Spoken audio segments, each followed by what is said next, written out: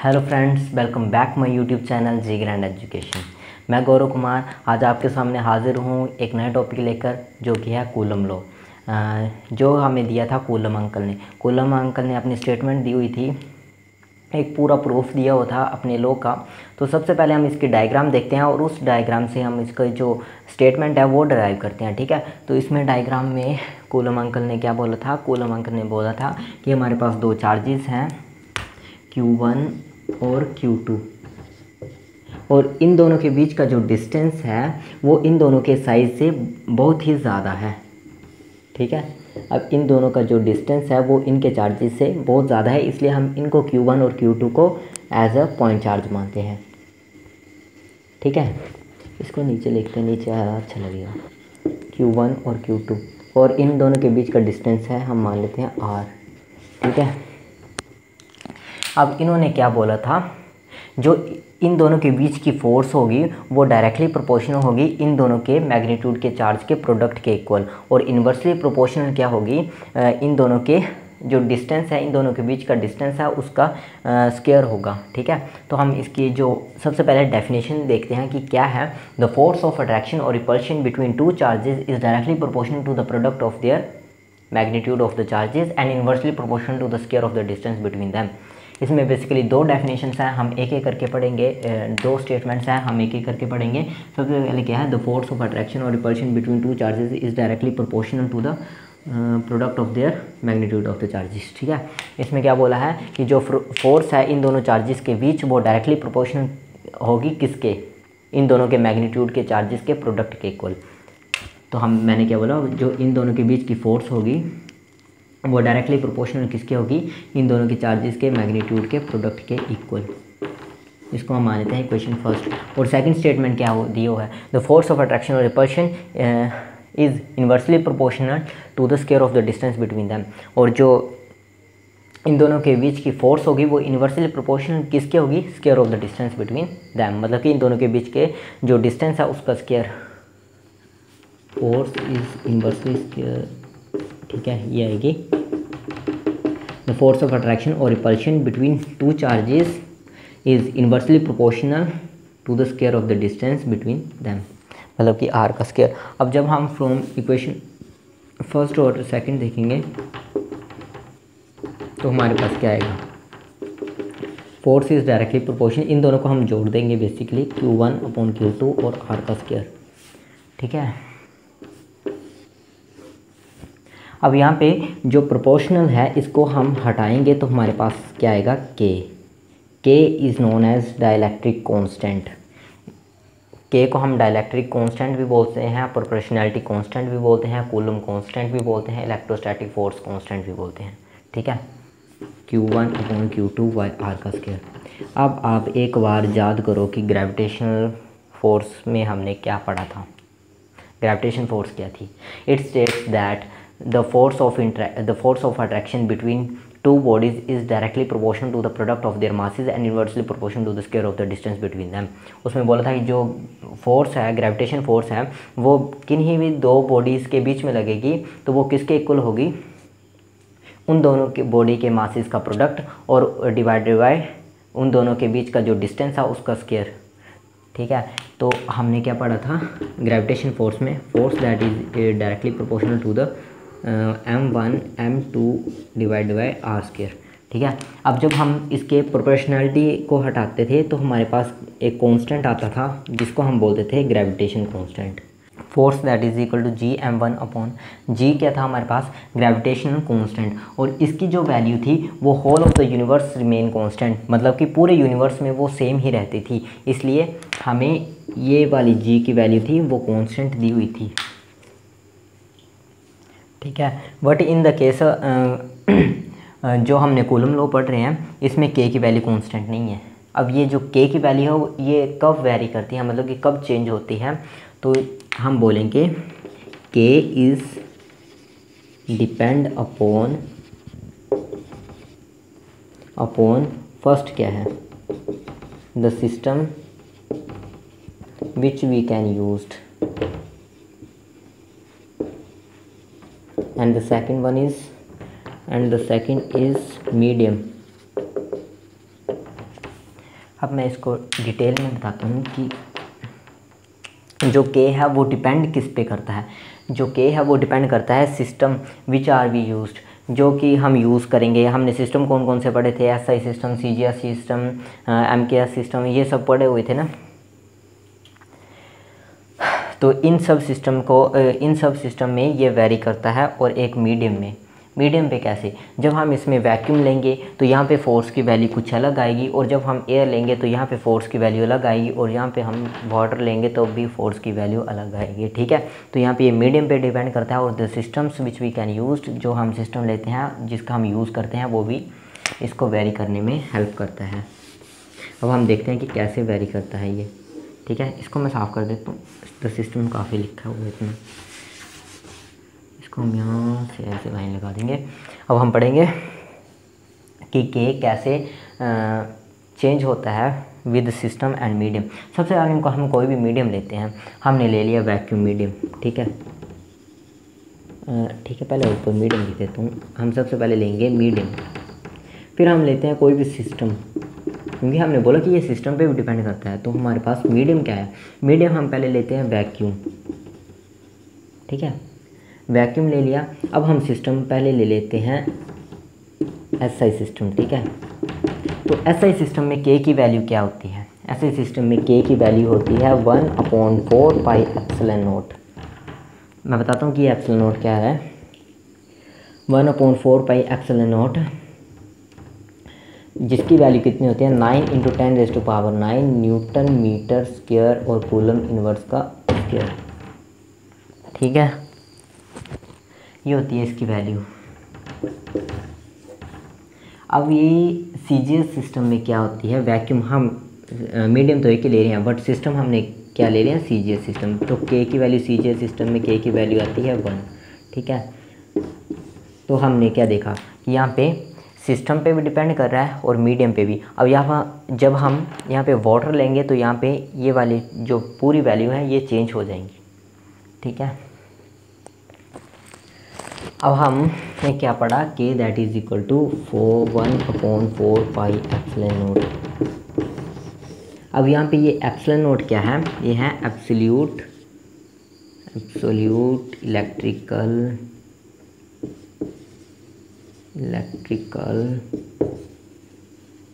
Permittivity.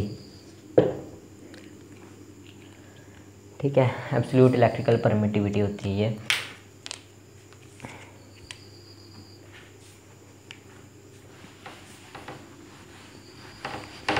अब हम इसकी वैल्यू निकालेंगे कि एब्सोल्यूट इलेक्ट्रिकल परमिटिविटी की वैल्यू कितनी होती है। ठीक है, यहाँ पे भी साफ़ ही कर देता हूँ। ठीक है, इस पूरे को ही साफ़ कर देता हूँ, इससे अच्छा।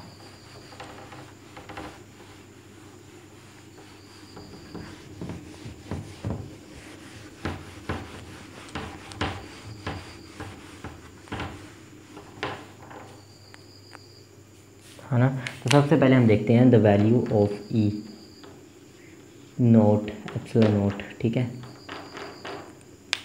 अब हमने क्या पढ़ा हुआ था कि इन एसआई सिस्टम में के की वैल्यू कितनी थी 1/4 पाई एप्सिलॉन नोट, और हमें के कितना है, किसके इक्वल थी 9 × 10⁻⁹। तो हमें ये पता है कि के 9 × 10⁻⁹ है 10⁻⁹ और 1/4 × पाई की वैल्यू 3.14 लेंगे हम, और एप्सिलॉन नोट, इस एप्सिलॉन नोट को दूसरी तरफ ले जाएंगे तो कितना आ जाएगा 1/4 × 3.14 × 9 × 10⁻⁹। तो हमारे पास जो आंसर आएगा वो आएगा 8.85 × 10⁻⁻12। अब यहाँ पे हमें यूनिट नहीं पता, हम यूनिट निकालेंगे। अब एप्सिलॉन नोट की यूनिट क्या होगी। ठीक है, अब हमें पता है, हमने निकाला क्या था, फोर्स निकाली थी। जो फोर्स थी इलेक्ट्रोस्टैटिक वो कितनी आई थी कूलम लॉ के अकॉर्डिंग, जो के है वो आया था Q1/Q2 that is equal to R का स्क्वायर। अब हमें पता है कि हम ले रहे हैं मीडियम, कौन सा ले रहे हैं, वैक्यूम। ठीक है, मैं यहाँ पे फिलहाल वैक्यूम के लिए हम नोट लगाते हैं। ठीक है, F naught is equal to vacuum के लिए 1/4 pi epsilon naught Q1 Q2 R का स्क्वायर। ठीक है, हमने के की वैल्यू इस मान लो इक्वेशन फर्स्ट और के की वैल्यू को मानो इक्वेशन सेकंड। तो आप ऐसे भी लिख सकते हो, putting equation second on equation first.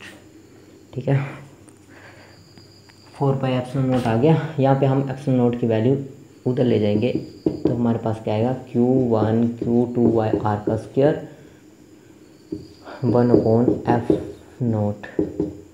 ठीक है, क्योंकि अब ये जो 4π है ये इसकी 9 यूनिट्स होती हैं, मतलब कि 9 यूनिट, मतलब कि कोई यूनिट नहीं होती। नहीं तो आप बोलोगे ये क्या बोल रहे हैं, 9 यूनिट्स, किसी भी एक यूनिट की 9 यूनिट्स, क्या बोल रहा हूँ मैं। यहाँ पे फोर्स की यूनिट क्या आएगी, न्यूटन, चार्ज की Q/Q, मतलब कि Q का स्क्वायर, और मीटर स्क्वायर। तो ε0 की यूनिट क्या आई, newton inverse metre square inverse और कूलम स्क्वायर। तो हमारे पास ये की यूनिट क्या आएगी, newton inverse metre inverse coulomb inverse. ठीक है, ऐसे हम लिख सकते हैं unit of ε0 that is newton inverse metre inverse coulomb का स्क्वायर। अब हम इसका डिमेंशन फार्मूला भी निकाल लेते हैं साथ में ही। डायमेंशनल कितना आएगा, अब हमें पता है न्यूटन के जो डायमेंशनल फार्मूला होता है वो होता है m1l1t-2। बट यहाँ पे माइनस लगा हुआ है तो इन सबको हम माइनस से क्या करेंगे, मल्टीप्लाई करेंगे। तो यहाँ पे -1 माइनस माइनस प्लस हो जाएगा, +2 आ जाएगा। ठीक है, और यहाँ पे ये मीटर होता है, मीटर को हम किस में लेते हैं, लेंथ में, एल से डिनोट करते हैं, और -2 आएगा। और यहाँ पे कूलम, अच्छा कूलम क्या होती है, चार्ज की यूनिट होती है। तो I that is equal to, हमने पता है कि I that is equal to Q/T, coulomb Q that is equal to IT। Q को हम कूलम लेते हैं, I को एम्पेयर और T को T। तो कूलम की यूनिट क्या आई, AT। आपको ये याद रखना पड़ेगा कि जो I होता है करंट की, वो 7 फंडामेंटल यूनिट्स में से आता है, एक होता है। 7 फंडामेंटल यूनिट्स में से एक जो है वो है करंट भी है। ठीक है, तो इसलिए इसकी अपनी ही यूनिट है एम्पियर। फंडामेंटल यूनिट्स कौन कौन सी थी, फंडामेंटल यूनिट्स वो यूनिट्स थी जो कि किसी भी अनदर यूनिट से डराइव नहीं होती, वो खुद ही एक यूनिट है। जैसे अब करंट की हमने क्या, कूलम की क्या थी, A स्क्वायर है, तो A2 और T2 ये अलग है। ठीक है, इसको मत ऊपर वाली, ठीक है, यहाँ से हम इसको ऐसे कर देते हैं। फिर यहाँ पे क्या आएगा, m1 -1 l -2 और -3 हो गया, और T2 4 कैसे आया यहाँ पे बताता हूँ मैं, AO2। हम m-1 ये ऐसे आ जाएगा, l-1 -2 कितना आएगा, m-1 और -2 -3 आ जाएगा, और 2 और 2 क्या आ जाएगा, 4 आ जाएगा। तो यहाँ पे हमारे पास डायमेंशन फार्मूला कितना आया, ये है डायमेंशन फार्मूला। ठीक है, ये आया हमारे पास डायमेंशन फार्मूला। इन charges in term of their position vector, इसको करने से पहले मैं आपको ये बता देता हूँ कि हमने पढ़ा हुआ था कि जो वैक्यूम में है वो f0 क्या होता है, 1/4πε0 इंटू Q1 Q2 y/r का स्क्वायर। ठीक है, अब आप ये पूछ रहे होंगे या फिर ये सोच रहे होंगे कि हमने वैक्यूम में तो पढ़ लिया, बट जब हम कोई मीडियम लेंगे तो क्या आएगा यहाँ पे फोर्स। तो यहाँ पे फोर्स आएगा Fm that is equal to 1/4πε0 into ER Q1 Q2 y/r का स्क्वायर। ये मैं बताता हूँ ये कैसे आया, फिलहाल आप इसको याद रखो। ठीक है, तो अब हम करेंगे पोजीशन वेक्टर, कूलम्स लॉ को ड्राइव करेंगे in the position vector of the two charges. ठीक है, ये है, इतना लिया हमने, x y और z। ठीक है, अब हमें पोजीशन वेक्टर दिए हुए हैं r1 और r2। r1 पे है एक चार्ज Q1, ठीक है, और एक है पोजीशन वेक्टर r2, यहाँ पे है Q2 चार्ज। ठीक है, ये मान लो दोनों लाइक चार्जेस हैं। अब ये चार्ज इस पे अच्छा सबसे बताना भूल गया मैं, जब लाइक चार्जेस होते हैं तो जो फोर्स ऑफ रिपल्शन क्रिएट होती है, ठीक है, बिटवीन टू चार्जेस। तो यहाँ पे लाइक चार्जेस हैं तो रिपल्शन फोर्स होगी, मतलब ये बाहर की ओर इसको फोर्स ऑफ पुश करेगा, दैट इज़ फोर्स जब हम देते हैं तो यहाँ पे Q2 पे लग रही है, तो फोर्स सेकंड पे लग रही है, और कौन लगा रहा है Q1 मतलब कि 1, ठीक है। फोर्स Q2 चार्ज पे लग रही है ड्यू टू चार्ज Q1, वैसे ही फोर्स Q1 चार्ज पे लग रही है ड्यू टू चार्ज Q2, ठीक है, F12। अब यहाँ पे डायरेक्शन क्या होगी,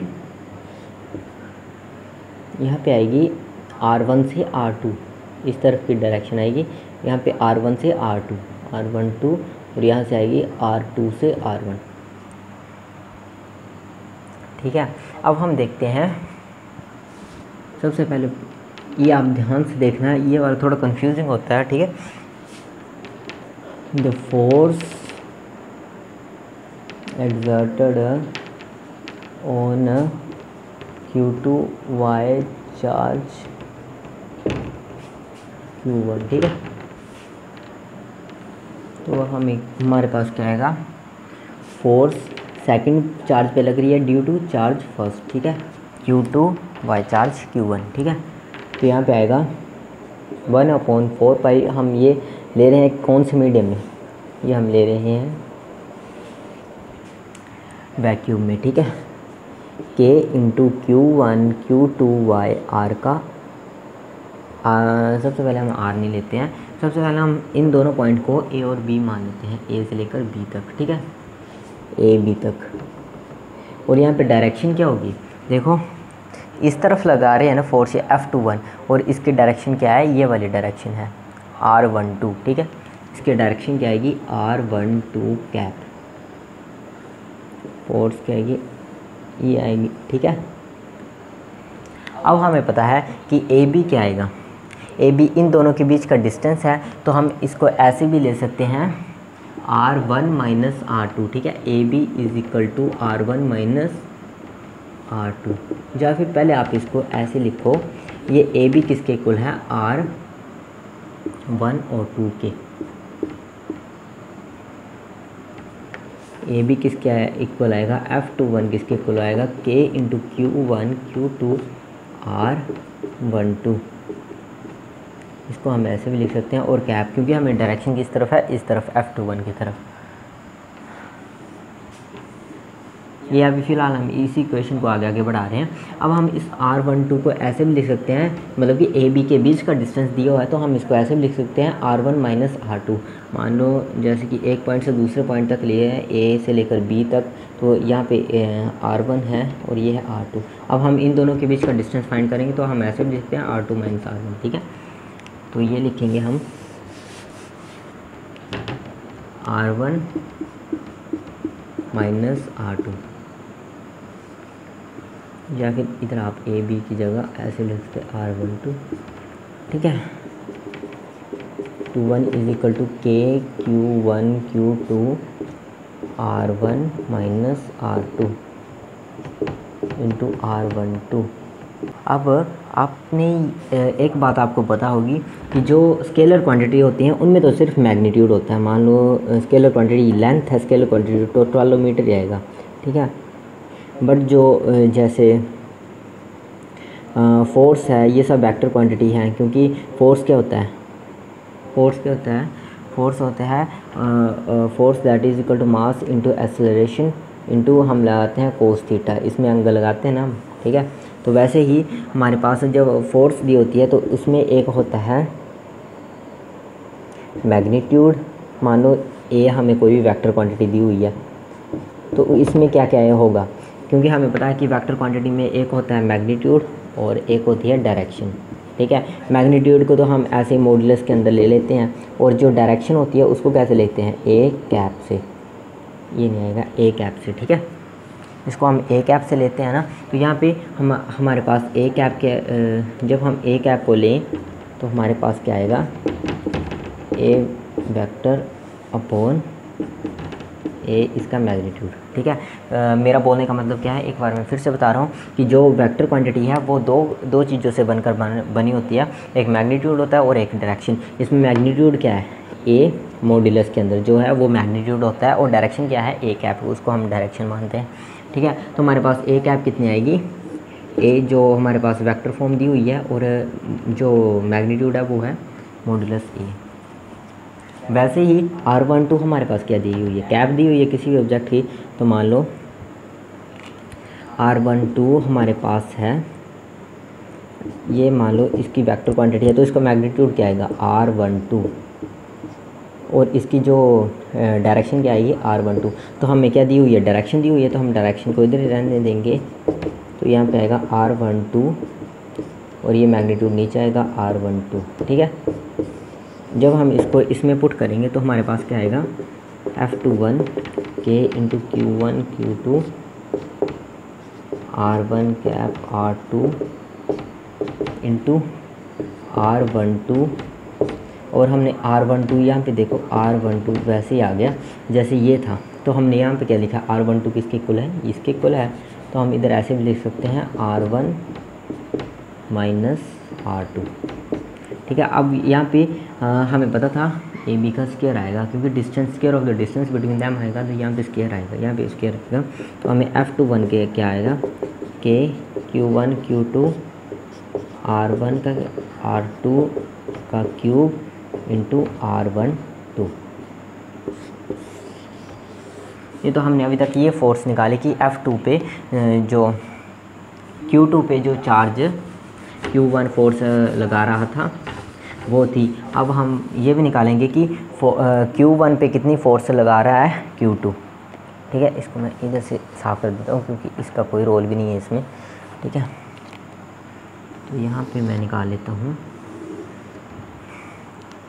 जैसे ये आया ना, जैसे ही F12 भी आएगा, F12 आएगा के Q1 Q2 upon R2 R1 into R21, क्योंकि यहाँ पे डायरेक्शन R21 थी तो वैसे ही हम इधर R2 से लेकर माइनस R1 कर देंगे। ठीक है, अब इसको ये वाली देखते हुए आप बना सकते हो। ठीक, अब हमें पता है कि R12 और R21 डायरेक्शन है ऑपोजिट, ये पॉजिटिव साइड है और ये नेगेटिव साइड है। तो ये दोनों इक्वल कब होंगी, जब हम इसको माइनस लगा देंगे, क्योंकि इसको भी हम उल्टा कर देंगे तो यहाँ पे हमारे पास ये सिमिलर डायरेक्शन में आ जाएगी।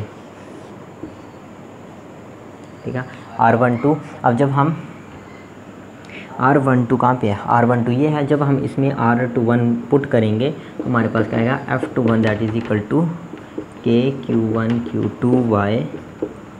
यहाँ पे क्योंकि अब यहाँ पे डायरेक्शन चेंज होगी तो यहाँ पे ये भी चेंज होएगा, R2 माइनस R1, यहाँ पे ऊपर ऐसे आएगा और यहाँ पे क्यूब आ जाएगा, R21 यहाँ पे कैप नहीं आएगी, ये ऐसे आएगा। ठीक है, अब यहाँ पे हमें पता है जब हमने R21 किया तो यहाँ पे आएगा नेगेटिव साइन, तो यहाँ पे हम नेगेटिव अगली तरफ ले लेंगे।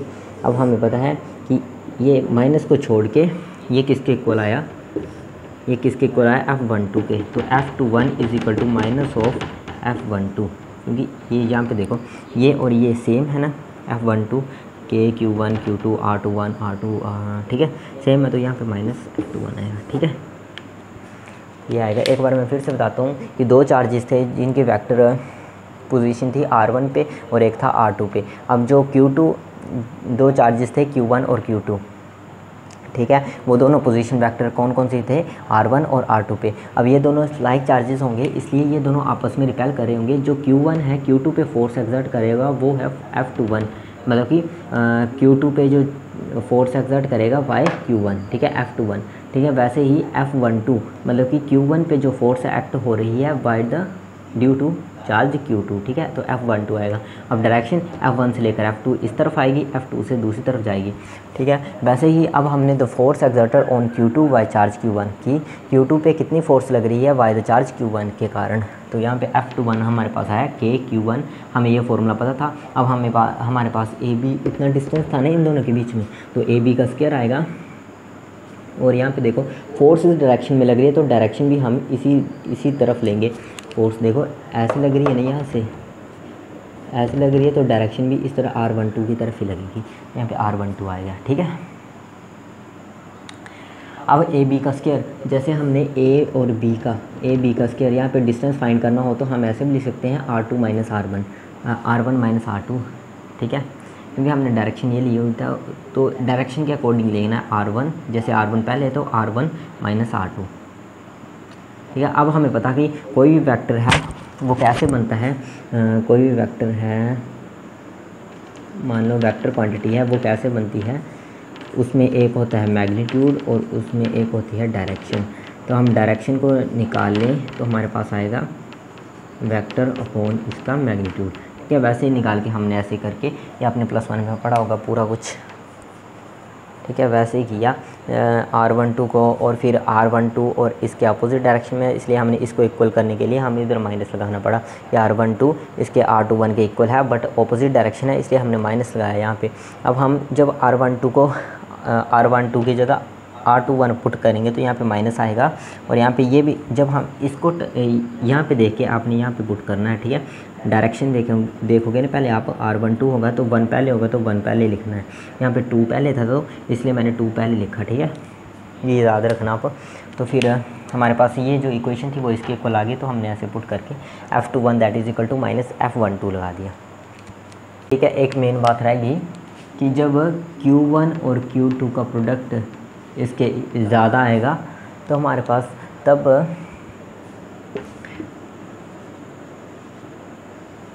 चार्जेस क्या कर रहे होंगे, शो रिपल्शन, ठीक है। और जब Q1 और Q2 इज़ लेस देन 0 मतलब कि नेगेटिव आएगी तो यहाँ पे क्या हो रही होगी, शो अट्रैक्शन। क्यों? क्योंकि जब रिपल्शन कब होती है हमारे पास, जब लाइक चार्जेस होंगे, मतलब कि पॉजिटिव और पॉजिटिव क्या होता है, पॉजिटिव, नेगेटिव और नेगेटिव क्या आएंगे, पॉजिटिव, ठीक है। तो यहाँ पे पॉजिटिव है तो ये ग्रेटर ही होंगे 0 से। और अट्रैक्शन में कब होते हैं, जब नेगेटिव और पॉजिटिव मतलब कि अनलाइक चार्जेस होंगे तो पॉजिटिव और नेगेटिव आएगा, ठीक है। इसलिए यहाँ पे जब ये माइनस में होंगे तो यहाँ पे हमेशा अट्रैक्शन होगी, और जब पॉजिटिव होगा इन दोनों का प्रोडक्ट तो हमेशा रिपल्शन होगी चार्जेस के बीच में।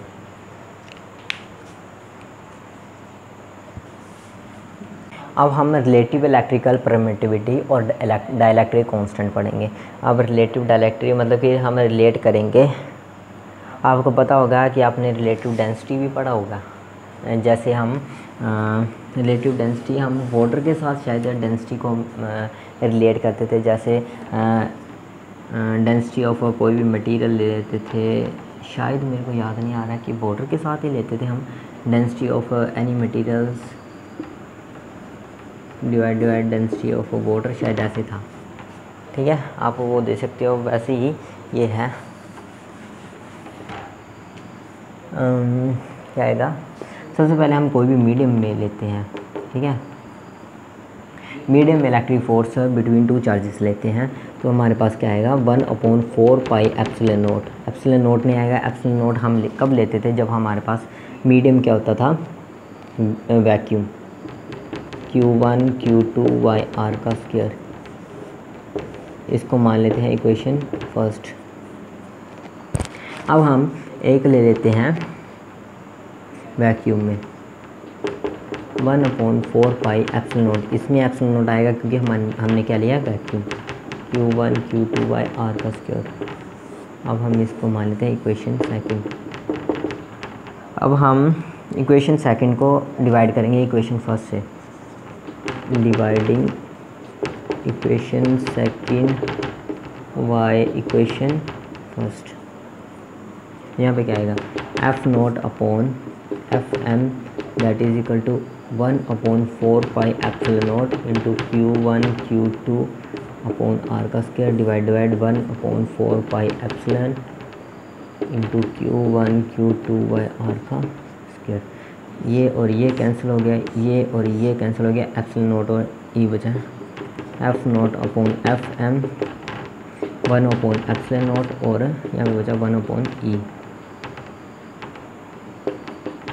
F0 upon F 1/e0 into e upon 1। तो यहाँ पे आएगा F0 upon F that is equal to e upon e0। अब ये F0 और Fm क्या होता है, डाइलेक्ट्रिक कांस्टेंट। हमने डाइलेक्ट्रिक कांस्टेंट पढ़ा हुआ था K, ठीक है। कई बार आपसे डाइलेक्ट्रिक कांस्टेंट की डेफिनेशन भी पूछ लेता है। तो क्या है कि डेफिनेशन डाइलेक्ट्रिक कांस्टेंट की, इसकी डेफिनेशन क्या होती है कि इन दोनों की रेशियो होती है, इन दोनों की जो फोर्स ऑफ अट्रैक्शन की होती है रेशियो, जब हम मीडियम लेते हैं वैक्यूम, और जब हम उसको डिवाइड करते हैं किसी भी अनदर मीडियम के साथ जो हमने लिया होता है मीडियम, तो ऐसे बन जाते हैं डेफिनेशन की इन दोनों की रेशियो का जब हम निकालेंगे तो वो हमारे पास आएगा डाइलेक्ट्रिक कांस्टेंट, और के और इसको हम ई आर भी लिखते हैं। ठीक है। तो अब हमें जो मीडियम दिया हुआ है वो है ई। ई क्या है हमारे पास? मीडियम। तो अब हमारे पास ई जो मीडियम है वो किसके इक्वल आएगा? जब हम ई को इधर रख देंगे और ई नोट को दूसरी तरफ ले जाएंगे तो हमारे पास आएगा ई नोट के, और इसको हम के को हम ई आर भी लिखते हैं तो ई आर भी आ सकता है। ठीक है। तो ये दो आई हमारे पास। अब हम ई की जगह यहाँ पे ये पुट कर देंगे, equation third, putting equation third in equation first, क्या आएगा? F M that is equal to 1/4 pi epsilon naught. E किसके इक्वल आया? ई नॉट है, या फिर के लिख दो, के लिख लेता हूँ मैं, Q1 और Q2 बाई आर का स्क्वायर। अब इसका जो फ़ायदा हुआ वो क्या है हमारे पास? अब देखो ई नोट को हम बाहर निकाल लेते हैं, नहीं ई नोट नहीं बचेगा इधर,